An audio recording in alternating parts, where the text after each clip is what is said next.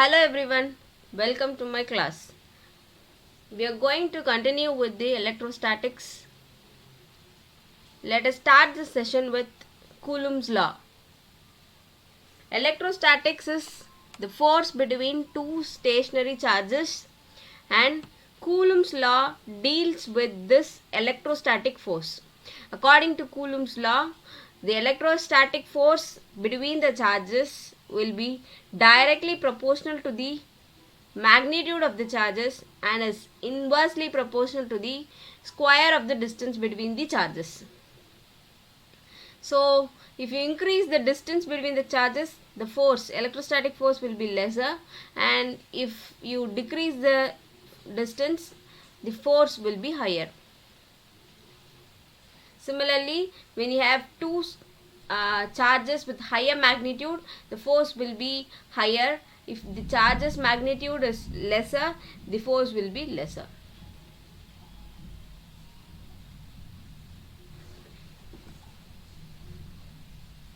So in this session, we are going to deal with the topics beginning with important aspects of Coulomb's law.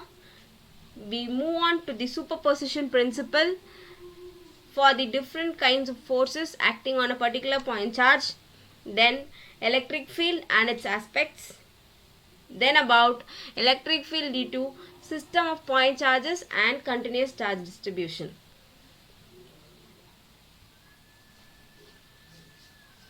Starting with the important aspects of Coulomb's law, you have some 8 points regarding the aspects of Coulomb's law as per in your book.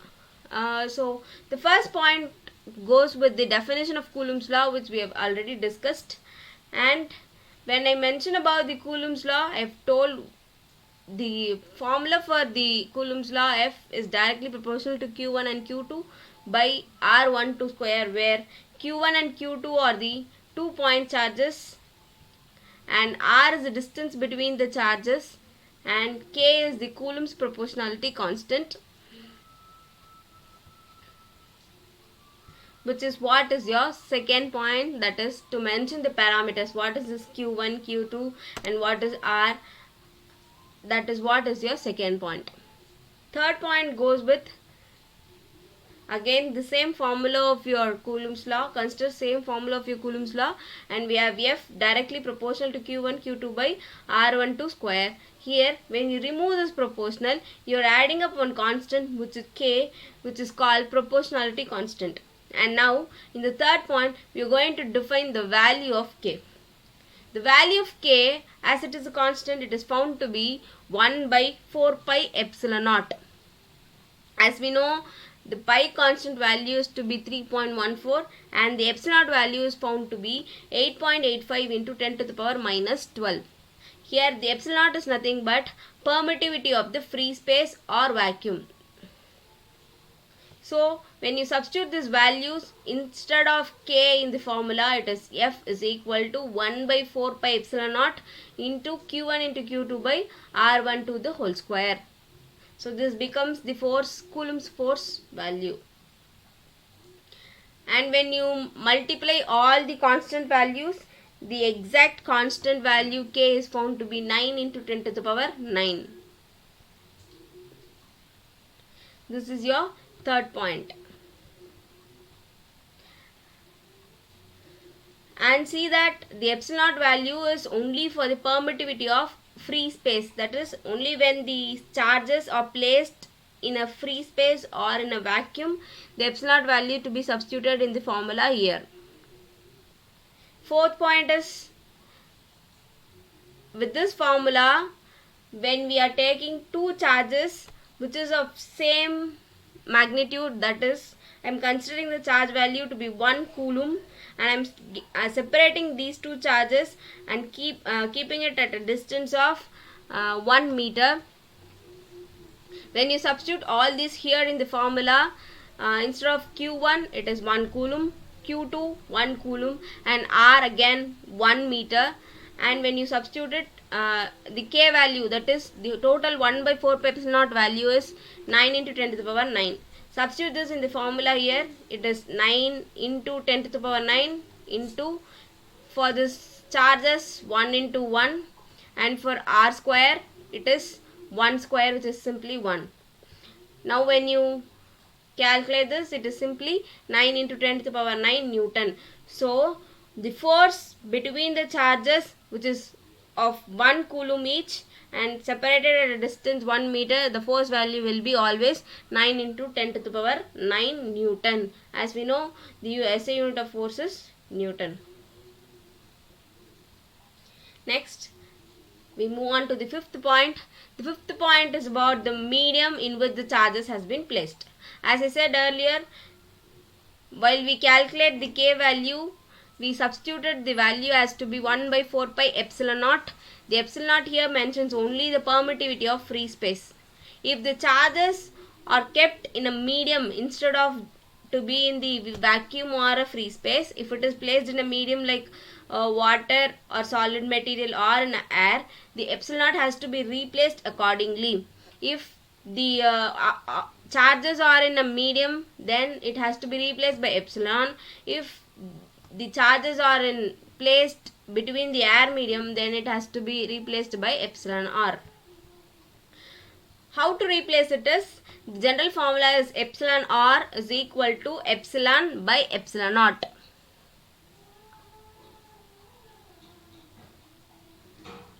And it is common that always for the permittivity for air or vacuum will be always equal to 1, and for the other media it is always greater than 1. It depends upon according the medium what we take. This is about your fifth point. And sixth point is that when you look upon this force Coulomb's law force value, you can see that it is F is equal to 1 by 4 pi epsilon, or simply F is equal to K into Q1 Q2 by R12 square, which one looks as of similar to that of your Newton's law of gravitation, which we have studied in our previous class. The seventh point is about electrostatic force, which looks similar to the Newton's third law. Newton's third law is that any force will have an equal and opposite force. So if it is opposite force and equal in value, you just mention it by having an equal to symbol and a negative charge to mention it in the opposite direction. So see, it is F21 is equal to minus F12, which is exactly similar to that of the Newton's third law here. F21 is nothing but the force by the charge 2 applied onto the charge 1, and the force F12 here mentions the force exerted by the charge 1 onto the object or the charge 2. Here in both the cases you are going to mention only the two charges, that is Q1 and Q2. So it is, the formula will be as of similar. It is 1 by 4 pi epsilon naught Q1 Q2 by R square, and here also it is 1 by 4 pi epsilon naught Q1 Q2 by R square. The only difference is the direction, the force exerted by the charges, in between the charges, the direction of the force is different. In one case from 1 to 2, and in the other case from 2 to 1 in the opposite direction. So it is, the opposite direction is always, it can be mentioned as simply indicating by the minus symbol. So when you have it, it is similar to Newton's third law. Next, the eighth point is, this Coulomb's force is applicable only when there is 2 point charges, and if these point charges what we consider is to be very much smaller than the distance what we separate. So this is all about the important aspects of Coulomb's law.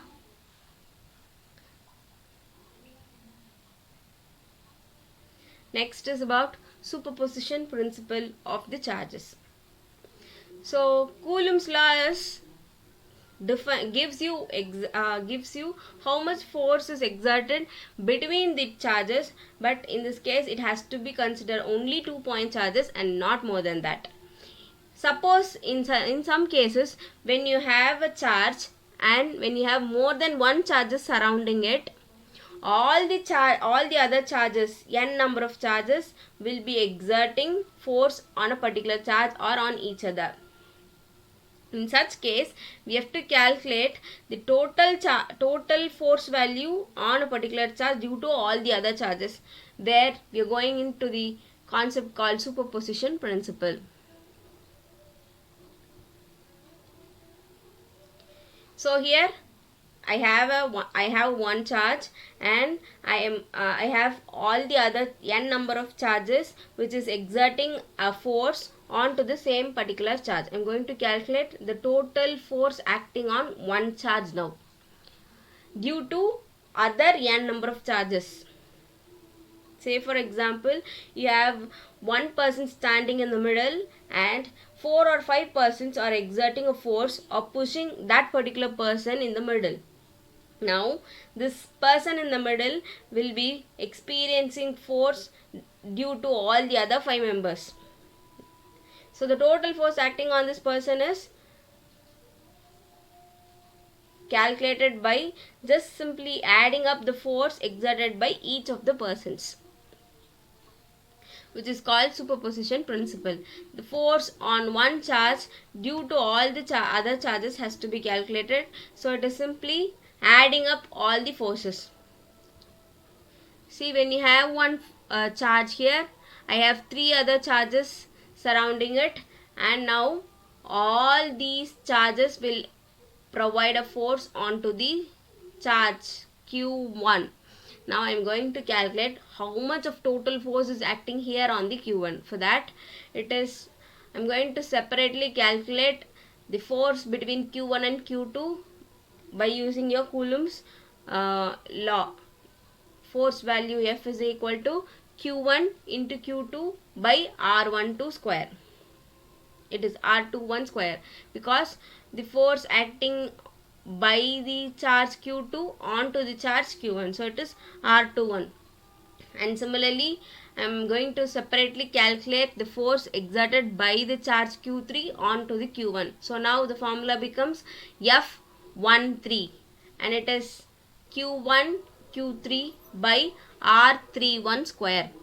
Similarly, for the charge Q4, it is F14, and when you substitute it is Q1 Q4 by R41 square.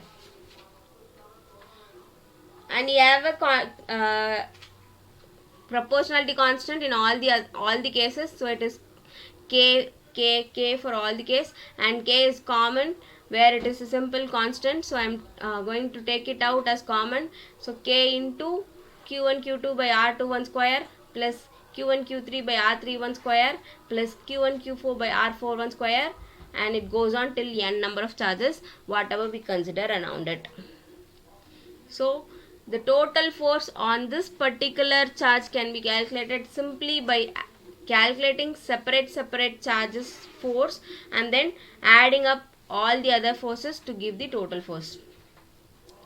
By this, you can define the superposition principle. It is nothing but the total force is equal to, the force is always a vector quantity, so it is vector sum of all the forces exert on a particular charge by all the other charges surrounding it. When it is superposition principle, the formula that has to be remembered is that F total is equal to F12 plus F13 plus F14. It goes on till F by 1n, and when you write it as in the definition, it is the total force which is equal to, see, the total force is equal to the vector sum of the, as it is vector, the vector sum of the forces, you are adding up the force, so it is vector sum of the forces exerting on a particular charge by all the other charges, force on this particular charge by all the other charges. So this is what is your superposition principle. Your next topic is electric field. When you have a charge, the force due to this charge will be felt in the space around it and only to some extent.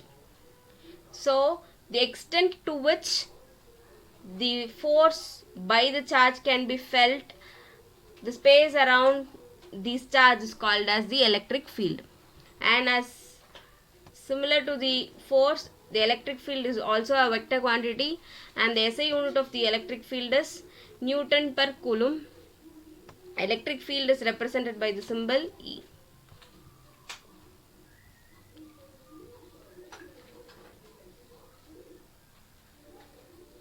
So the electric field can be written as electric field E is equal to F divided by Q naught, that is the force experienced by one single charge with respect to one test charge.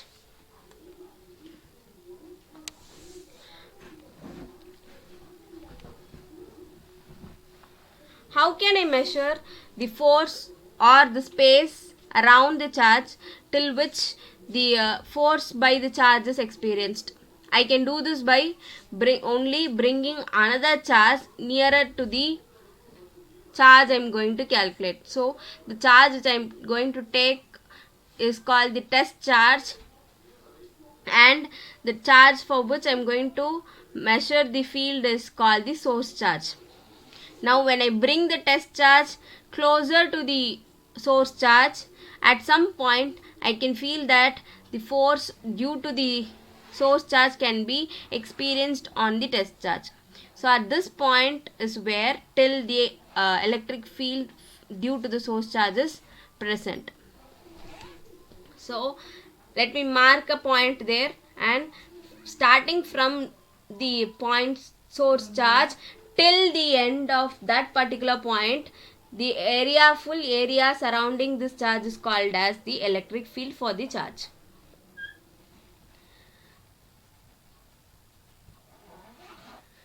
So the electric field is measured by the force experienced by some unit charge which is taken as the test charge here. So electric field is force experienced by the test charge Q naught. So it is F by Q naught, and we already know the force value is F is equal to K into Q1 Q2 by R square. Here the charge 1 is simply Q and charge 2 is simply Q naught, which is your test charge.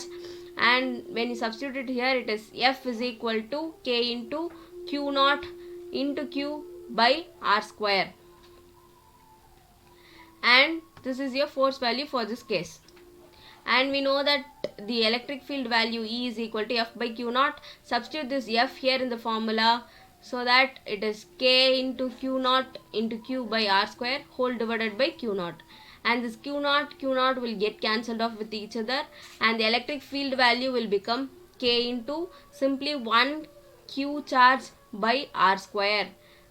And the K value is 1 by 4 pi epsilon naught. So when you substitute it here, it is 1 by 4 pi epsilon naught into Q by R square. This is the formula for your electric field. You can see that the electric field depends on only one charge, that is the source charge which we have taken, and not on the test charge. It gets cancelled off here. So when you take force, it will be having two minimum charges, and the force will be depending upon the two charges also. And if it is electric field, it is depending upon only one of the charge, and it is independent of the test charge what we take.